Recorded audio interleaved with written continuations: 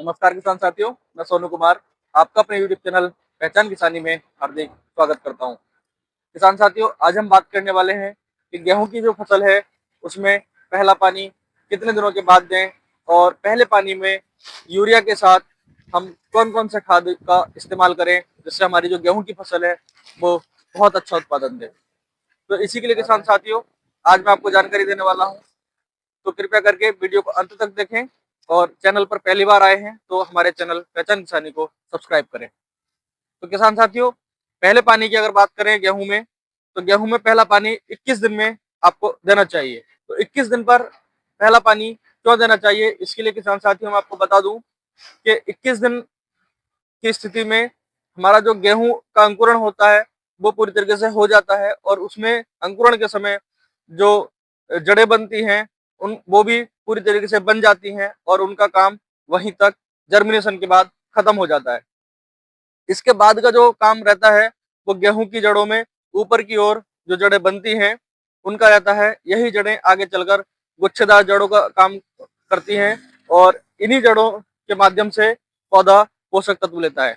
जो जड़ें शुरू में बनती हैं ये जड़ें अपने आप ही कुछ दिन में खत्म हो जाती हैं। तो इस समय जब नई जड़ें बनती हैं किसान साथियों, तो इस नई जड़ें बनने की जो स्थिति है इसे हम सीआरआई कहते हैं, जिन्हें क्राउन रूट्स कहते हैं। तो सीआरआई की जो स्थिति है ये गेहूं की फसल के लिए बहुत ही आवश्यक और महत्वपूर्ण है।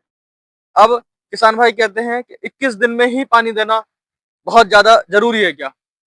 तो किसान साथी, इसके लिए मैं आपको बता दूं कि जिन किसान भाइयों ने अपने खेतों में पलेवा करके गेहूं की बुवाई की है या जिनके यहाँ पर नमी ज्यादा समय तक रुकती है, नमी वाला क्षेत्र है, तो ऐसे किसान भाई यदि फसल को आवश्यकता ना हो तो ये 21 दिन के बजाय 25 दिन या फिर 1 महीना 30 दिन तक भी गेहूं में पहली सिंचाई कर सकते हैं। और जहां पर नमी की कमी हो या फिर ऐसी मिट्टी जिसमें नमी ना रुके और जर्मिनेशन होने के बाद फसल पीली पड़ने लगे या मुरझाने लगे, ऐसी स्थिति में आप, ये जरूरी नहीं है कि 21 दिन का ही इंतजार करें, ऐसी स्थिति में आप 18 दिन पर भी पानी दे सकते हैं। अब बात करते हैं किसान साथियों कि गेहूं की फसल में पहले पानी पर आपको किन किन खाद उर्वरक का प्रयोग करना है। तो इसके लिए किसान साथियों, आप 30 से 45 किलोग्राम प्रति एकड़ के हिसाब से यूरिया का इस्तेमाल करें, जिससे हमारे जो फसल है उसमें नाइट्रोजन की कमी नहीं होने पाए।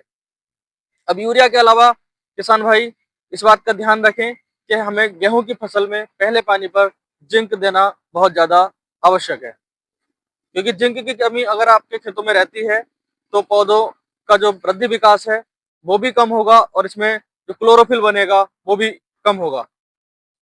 तो इससे हमारी जो फसल है वो भी पीलापन लेकर जिंक मार्केट में 21% की आती है, जिसे जिंक सल्फेट कहते हैं। और ये जो जिंक है इसका आपको 10 किलोग्राम प्रति एकड़ के हिसाब से अपनी गेहूं की फसल में इस्तेमाल करना है।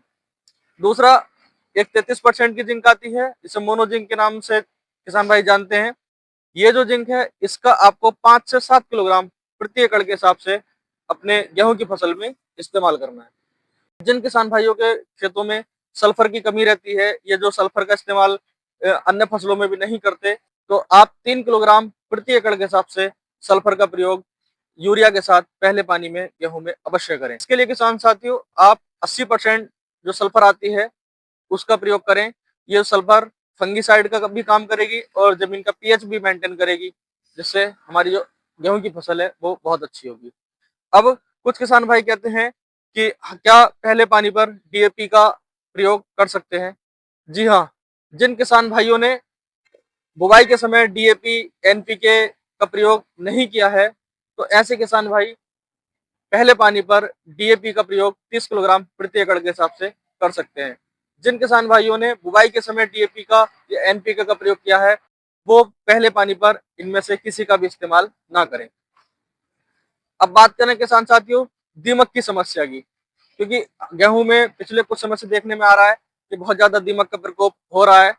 तो किसान साथियों, दीमक के लिए आप 100 ग्राम प्रति एकड़ के हिसाब से फायर कंपनी का कॉन्फिडोर आता है, इसका दीमक पे बहुत अच्छा रिजल्ट है।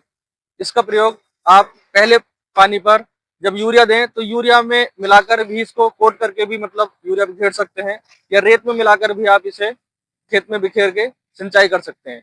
इससे हमारे खेत में जो दीमक की समस्या है वो खत्म हो जाएगी। और इसके अलावा कुछ किसान भाई कहते हैं कि माइक्रोराजा, बायोबीटा या सागरिका का इस्तेमाल पहले पानी पर कर सकते हैं। जी किसान भाइयों, आप इनमें से भी किसी का इस्तेमाल कर सकते हैं। यदि आपकी फसल ज्यादा अच्छी पैदावार लेकर नहीं चल रही है या अच्छा वृद्धि विकास अगर नहीं हो रहा है, इस तरीके के मार्केट में बहुत सारे प्रोडक्ट हैं, आप उनका इस्तेमाल कर सकते हैं। लेकिन अगर फसल अच्छी ना हो रही हो तभी इनका इस्तेमाल करें, अन्यथा बहुत ज्यादा जरूरी ये सब चीजें नहीं है। धन्यवाद।